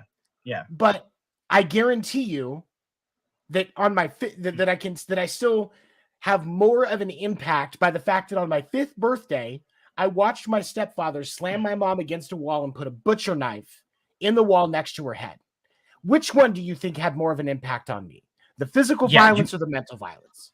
Yeah, you clearly remember that very vividly. So I would say because I can that whole scenario, even though I was only 5 years old, I can still tell you where it was, what apartment number it was, what the view was like outside the front door that he ripped open in the process, what he was wearing, what my mom was wearing, what I was wearing, where he got the knife out of, and what they were fighting over. But I can tell you that when it comes to the bullying, I remember the things that were said. But 90% of the time that I was bullied, I can't tell you exactly when and where it happened, other than it was at school. I was going to school here, so it would have been there. Where in the school? Everywhere. Like it was just a present thing. Two questions for you on that subject. I have 2 questions for you. Number one, do you think that is somehow how we are wired as human beings, that the physical is like a backup, almost like a stamp for anything that's happening emotionally at the time? Like we're still so archaic in our nature, and we're still so caveman that cavemen used to kill. Like if you watch a family of monkeys live, like if they need to punish somebody, they don't go to fucking bureaucratic fucking assembly line jail. There's like 7 of them fucking line up in a tree, and they beat the fuck out of one of them until it dies, or until it's literally fucking handy. Like they'll just handicap the motherfucker. They'll make him. They usually kill it, but like sometimes they'll just let it limp around for a little bit, and then it'll just die. Like they basically just kill because off. It gets caught by a predator or whatever. Yeah, they kill off fucking low strands. Any undesirable trait, they kill. Right. So we still have that stamped, right? So like it's connected to us emotionally. That's my first question. Like, do you think that that's because it is connected to us emotionally, the physical backup of like, okay, so we can still die, we can still get injured, we can still fucking get eaten, right? I mean, I think that so when something is done physically for anybody, doing it is a way to retain and remember it. There's physical action involved. And a lot of times once you've done something, right? Once you've done something, if you go back to it, it may take you a second to remember, but as you get through the steps, if typically be like, oh, and then I do this, and then I do this, and you might miss a step initially, but like riding a bike would be the familiar term. Exactly. Like riding a bike, right? Whereas if it's just something that is a mental thing, like words, you can remember that the War of 1812 happened, right? But you couldn't tell me what you were wearing the day you first learned about the War of 1812. Right. You couldn't tell me. Pliable. They're pliable. Right. You couldn't tell me what the textbooks was that you were reading about the War of 1812. And so I think that's the difference is because as creatures, we retain stuff better when we physically do it. That's why, when you're training for a new job, you'll have some classroom time, but a lot of it, especially as you get closer to where you're being put out on your own, they're having you do more and more and more so that you retain it better. Right. And it's and the actions of you physically are, because I mean, you could sit there and just like, if you made somebody sit completely still while trying to learn something, it would be almost confusing just to have to sit, without using your body to express things naturally. Mm-hmm. Right. I mean, I'm sitting here right now talking with my hands. I do it all the time. Like, it's like, I'm just reacting to it physically. And clearly we have like a backup that goes along with that. It's right. So it's physical is like steel to us, while just a memory of some kind of emotional pain is more like a rubber. It's very pliable. It's like we can just kind of change it into what we want to change it into. You know what I'm saying? Like, oh, well, they said this, but we were in this kind of situation. Whereas the physical stuff, you just remember it. Like, that's just what happened. Like, that's actually probably pretty fucking accurate to what happened too, right? Because it's almost like it just snaps you back into like a very serious life or death kind of situation. Mm-hmm. And when that happens, your memory, everything moves slower, and your memory is very like locked in. It's like slow motion video. Especially in a violent situation, when your fight or flight kicks in, your body, your mind retains stuff differently. And especially that's why, like, people that are victims of violent situations, that's why the police question them 3 times. That's why if you're ever in a high stress situation, the police get involved, they will question you right after. And then like 30 minutes later, they'll be like, okay, all right. And another officer, okay, so tell me what happened. Because inevitably there may be different things that you remember at different points. And they can use the combination of the information to actually piece together what happened. That's why they do it. Yes, there are some times where it's, for criminal situations, if they think you're the person that's guilty, they're trying to get consistent, see if there's consistency in your story and find the holes in it. But from a typical standpoint, like of just a physical violent situation where you're not the criminal, that's why they still question you so many times, is because your mind retains stuff differently. But as a physical situation versus a situation that is just emotional. When you're physically involved in a situation, your body retains stuff better, or retains stuff more permanently when you're in fight or flight mode, because there is a concern in your subconscious that you may need the information later, because like hunting or fighting, stuff like that, if you're fighting somebody and you may need to remember what they did before so you can better predict what they're doing, you're going to retain that information. And it's on your brain's utmost important list. Like Mm-hmm. that, because obviously that's life or death. Like there is no more brain, there is no more any of you if this doesn't happen, right? So it's going to obviously push that to and to our point, like with the cops interviewing people, if you ever notice, the first thing that they say is almost every single situation where they felt in danger for their life. If it's one of those kind of situations where they felt like they could have died, is almost what they immediately fucking recall off the top, right? Because that's the only parts they remember, because those were the ones where it was very important for them to remember, right? That's basically what we're saying. And so like that's almost all of those interviews is like, oh well, he was trying to flee the scene and he almost hit me with the car. Life or death. They felt like they could have been killed at that point. So that's immediately what sticks out. So boom, like, man, I could have fucking died. And then it comes back to like, oh well, that's what happened before this. He walked out of whatever. Right. So like that's the most important stuff, and that's what stamps it in, because we got to keep this thing going to keep this thing going, and this thing knows that, and this thing runs everything else. So that's basically like this thing runs everything else. So it knows that you got to keep this part, okay. And like that's why it's gonna push that shit to the top of the line, and that's why physical violence is like it is. And Will, you didn't hear it earlier. I think we actually called like beating your wife up like the epitome of like old school evil, basically. Like it's like the villainous staple in any, like, to make somebody a real piece of shit. If you beat your wife on a regular basis, or even at all, How often when you think about movies, and I think this is one of the reasons why we're so much more numb to domestic violence, is when you think about movies so often, especially in like action movies, spy movies, and thrillers, the bad guy, if it's a bad guy, one of the most common tropes is that they're an abusive husband. Yep. Like it's so common in our lives that it's one of the easiest ways for somebody to be portrayed as a villain. This guy hits his woman. This guy is mean to his woman. This guy harms his woman. That's just such a common villain trope as a character trait.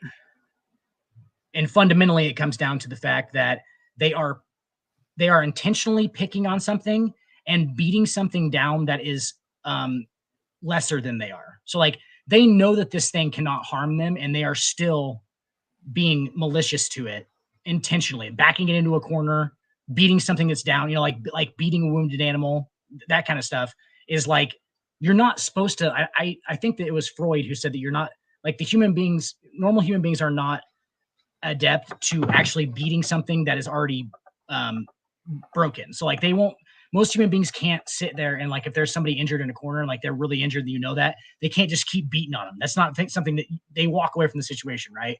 And that's why it makes it so evil, intrinsic, is that they are continuing to do that to something weaker than they are, or something helpless, basically. And that's basically what that's like one of the main tropes of evil, and historically, is that if you pick on something that's lesser than you are, clearly, and do it intentionally and do it with malice, because that's all it has to be at that point. You know what I'm saying? Like you just want to hurt something, you just want to kill something, you just want to hurt something, and that's where that's the kind of the basis of it's domestic violence.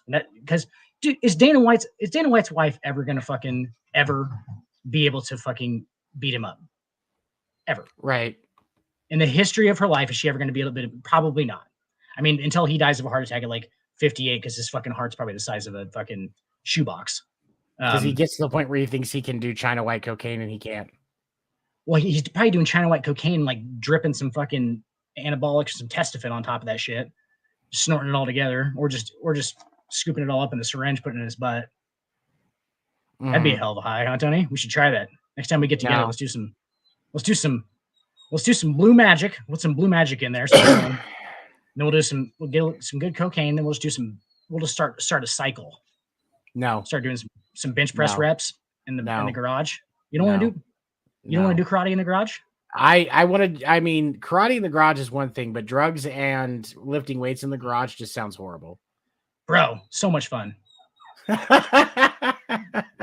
Right before the show, that's what I was doing. I pump a little bit, I get it going, line of Coke, some more pump.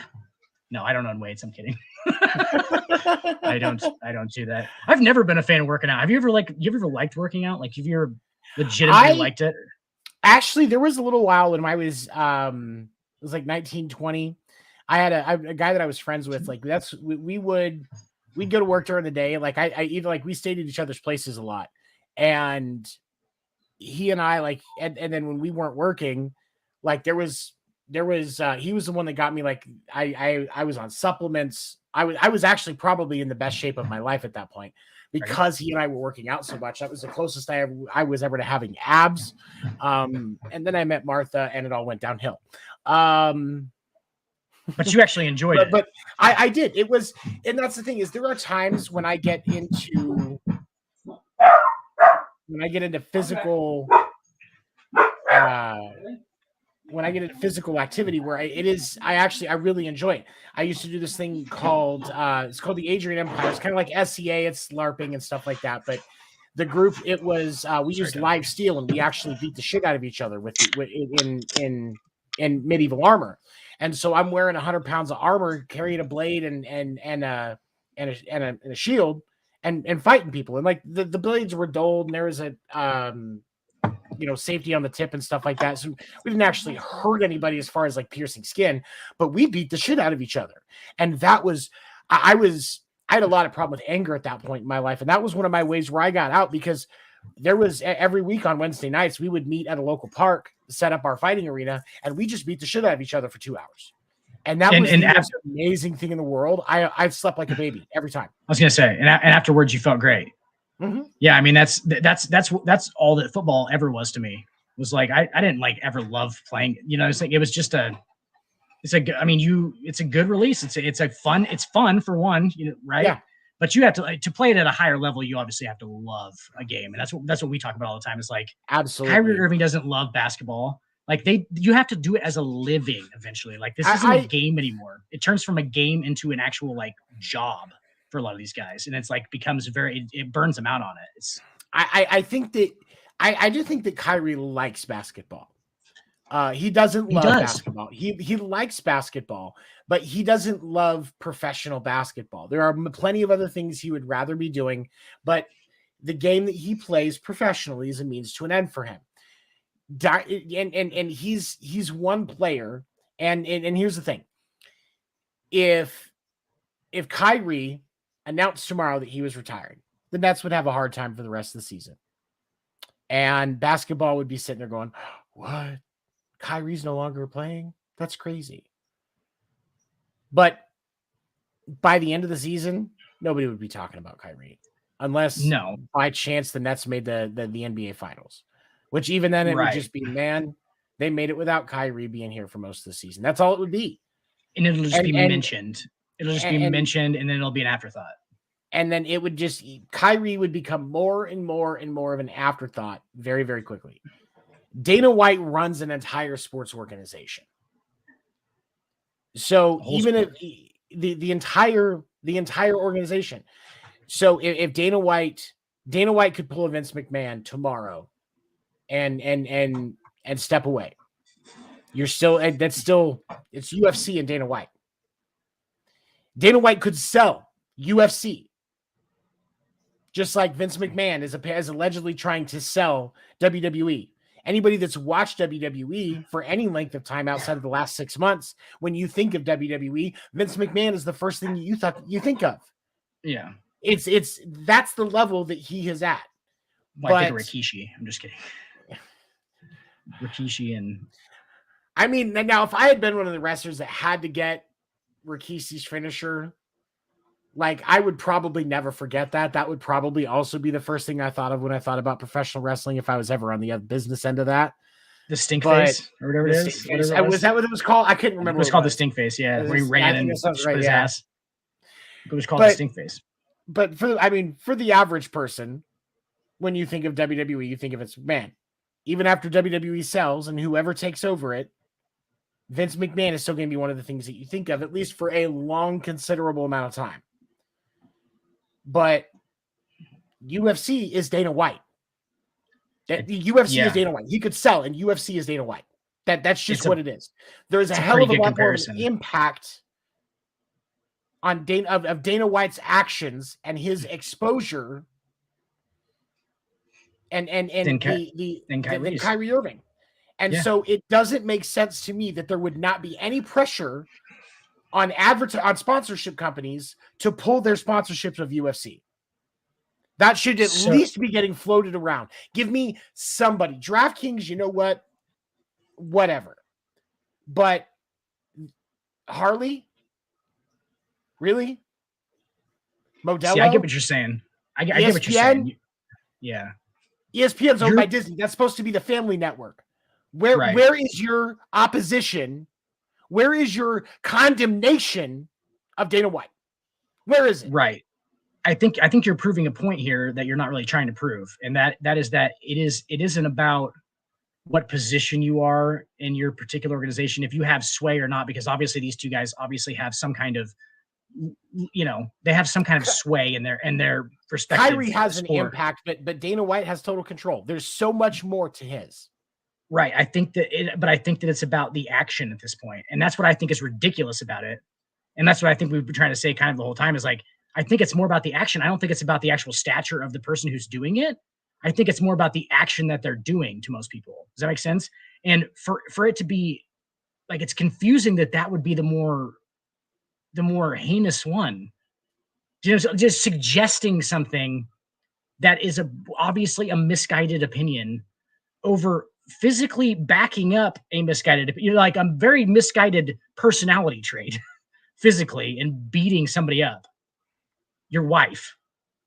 Mm-hmm. That right? I mean, that seems like that the action would, like, I feel like I'm unproving my point now, but like, because that you would seem like the action would be the actual issue. Like, what are they doing? Like, not their stature.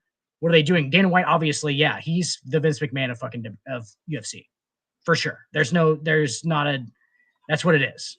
And look at this. Like, Vince McMahon was basically for a while pushed out. Now he's back. Apparently he's trying to sell. He's forcing his way in. As soon as he comes back, Stephanie walks away, which I think is an interesting piece to this. I kind of called that the other night. I kind of called that on Monday, and I don't even know anything about this. I said that I think it might be posturing. I think that Vince is posturing and trying to make it look like he's going to go out with all of his stipulations in line, right? And that's why Stephanie was going to take over. And then it turns out that she was just like, no, if he's coming back, I'm done. It's like, oh shit. Like, that's a twist. Like, so it was posturing. Because before, but something to remember with Vince McMahon is 3 weeks before Vince McMahon stepped down and all of these changes were made that have been in place until yesterday or whatever, apparently, or Tuesday, whatever it was Stephanie McMahon had taken leave of absence. She was done. She walked away. So I think Vince was her problem. She and her dad are done. Right. I was going to say, do you think he promised her something? Standpoint. Do you think he promised her something to come back? He promised her like, hey, you got it. It's all yours. And then just change the script on her. She was like, oh, I get to take over the whole thing. Cool. That's fine. We can handle this. You get the fuck out. And then he goes, oh, I'm actually going to sell it, but you're still like the management. And she was like, no, I don't want to be the fucking management. I'm the owner's daughter. I should be the fucking owner. I think that's how it went. For real, I should fucking own this shit. Like, it's willed to her, isn't it? Honestly, like, there's so many, but there's been so many things where it seems like she doesn't want, she and her brother Shane O'Mac don't. You guys were saying that the organization, and so it makes me.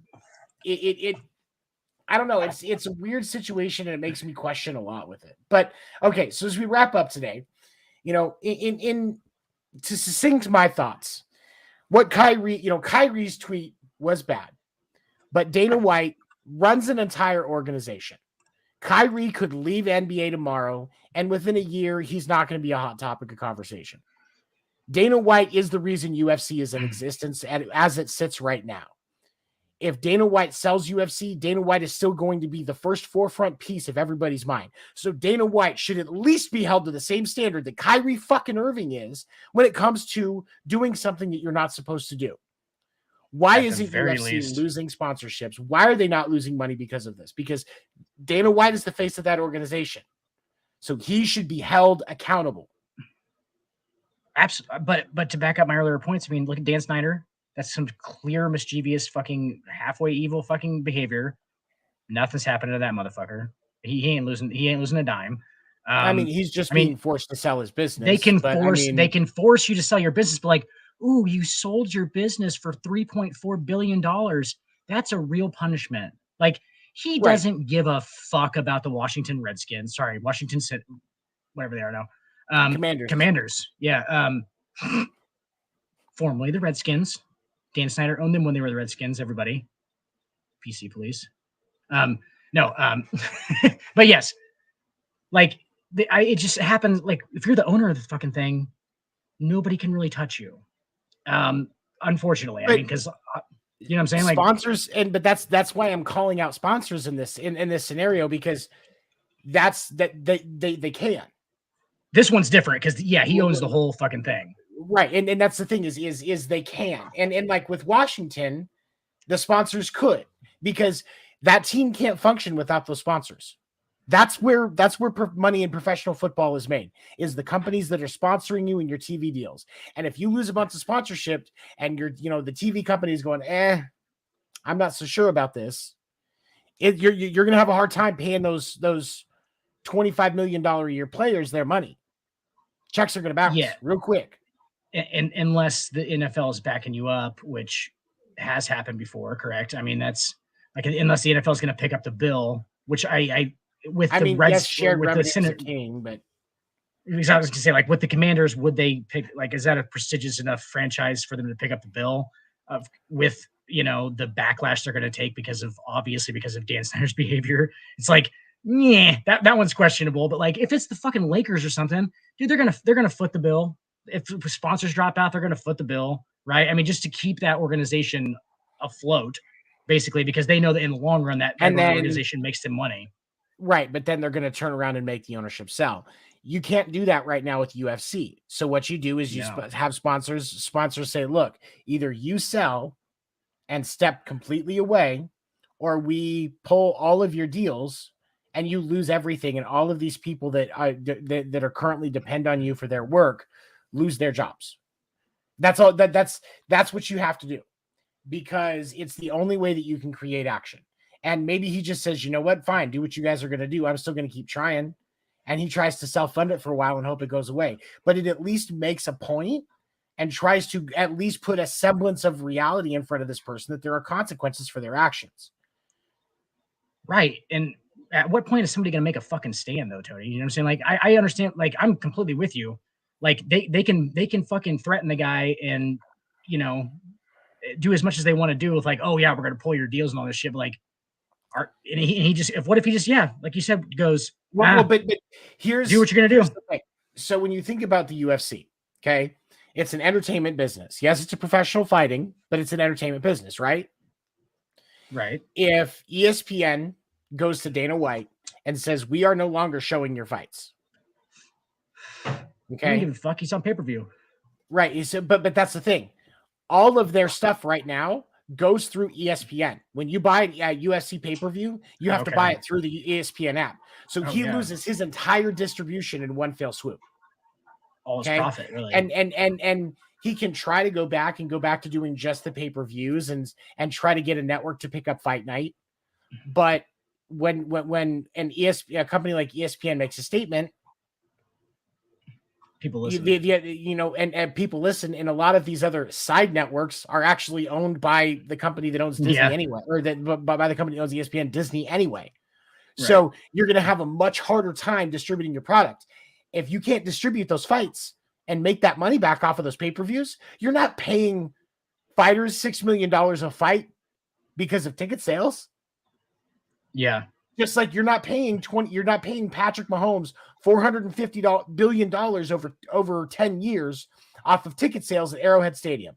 That is not how they pay him. No, it's a chunk, but it's not even a significant really chunk. It's most of that money comes from those distribution deals and those sponsorships. But none of these companies have the stones to speak up.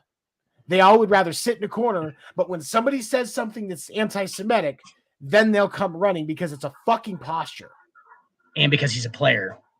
And because he's a player. The players seem easier. The players are easier to pick on. They're easier to get. It's easier to take a stand against Kyrie than it is against Dana White. That's why we should be taking a stand against Dana fucking White. Yes. Yep. 100%. Agreed. And no, and like that was my question. Like, when is somebody just gonna fucking do something about it? Like I mean, somebody's gonna have to stand up and it's gonna be a sacrifice. Someone's gonna have to sacrifice themselves to the old Dana White god at this point and just go, no, we're just not gonna fucking the big albino Goomba. That's what I'm gonna start calling that motherfucker, the big albino Goomba. You just sacrifice yourself like what was it, Temecula or whatever the fuck? The Mayans, you just on that big old platter, you just fucking cut their fucking heads off and just let them roll down the thing for no reason at all. Just we need to make we should try to see if we can get Jake Paul in on that because he's got enough of a platform and he loves pissing off Dana White. I think that would be perfect. Oh yeah, fucking Jake Paul. All the memes of the Joker. I actually just kind of hate them when I see them. My favorite Joker quote of all time in The Dark Knight, he says, "It's not about the money, it's about making a statement." That's the whole thing to him. Mm-hmm. Is like he just wants to make a point. And like there's a point to everything, there's a fucking idea behind it. Is the actual idea of that quote. And I love it so much because that's my favorite one. Like I'm gonna make a meme and post it tonight. It's gonna be a Joker. It's gonna be real original. You haven't seen any other Joker memes, right? There's no other Heath Ledger Joker memes. That never happened. I'd be the first one. I'd be the first one to do it. You could start a trend, dude. I should copyright that for real. I should get like a. You can't copyright a meme. You can't copyright a movie meme. A scene from a movie owned by Warner Brothers, and a quote that Nolan probably wrote. So it's Nolan's quote on top of Warner Brothers fucking studio picture, and then I slap a copyright on it because I combined them together. That seems like it might work. I don't know. It's crazy, but it might work. Seems like something a white person would do. So I mean, nobody else has done that before. Nobody else. Tommy Shelby from fucking Peaky Blinders, all right, and Joker from The Dark Knight, Heath Ledger. I'm gonna make memes of both of those guys. Nobody's ever done that before, and I feel like that would go over well. People would share those, right? You would be a trendsetter. You should do it, man. I support you 100%. I would get lots of hits on my TwitFace account. So many hits on my TwitFace account that I could not count them all. I get like 100 hits, bro. I'd be famous. I'd be Fall City famous, bro. Do you know what it means to be Fall City famous? That you would be right up there with that ghost hunting guy. Do you even know Payne? Oh, Ed? McTaggart Paranormal Investigations, everybody. Check them out. They're on Facebook Live. Check them out. Please do. It's a hell of a ride. It's a hell of a ride. It's so bad. It's so good. It's so good. I don't even want to talk about this on the air right now, but like, good fucking God, is that gold? That is just gold bars waiting in a safe to be picked. It's so bad. It's good. You have to, but in order to pick that gold, Tony, you would have to abandon all moral, like any kind of. If you have a conscience, it would have to go away, and then you could just mine. You could fucking print money. You could print money if you didn't have a conscience. Oh God! I've thought about it real long and hard, and I have a conscience, and I'm gonna go ahead and I'm gonna opt out. But anybody who doesn't have a conscience out there, I know there's a lot of you, especially if you're watching our show. Paranormal Activities. Investigations, Falls, Nebraska. Get in on that early. That stock is hitting hard right now. It's a penny stock right now, but it might go NASDAQ if you fucking make it. I mean, shit, dude. That could seriously, that could be meme century type shit. Like whatever. What's that fucking cat? The cat's underneath the table with the fucking lady screaming. That kind of shit. That could be the image. Except for you, Tony's seen the images. I send them to him all the time. It is fucking breathtaking. Is what it is. Okay, for those of you that have been watching live, thank you so much for supporting us. I'm gonna send you a real special night. Oh God, I cannot believe I'm looking forward to this. Thank you for joining us. If you're watching live, if you're catching us after on West Coast Radio, we appreciate you so much. Definitely like our Facebook, go to our YouTube channel. We would love to be able to hear what your thoughts are on the other things that we've talked about. For my friend Dan the Dick Warner, I am Seven. Thank you for checking out this week's edition of Sports Report After Dark. We will see you next week. Have a good night. Tony, it's like Snuff Film, McTaggart, Paranormal, and then AD right after Dark. Right after that, it's like just in that order. Snuff Film, and then a real close second is McTaggart, Paranormal, and then there's like 30 feet of shit, and there's us. But like those two are top of the line in entertainment. I can't. I can't with you. Have a good night, everybody. You just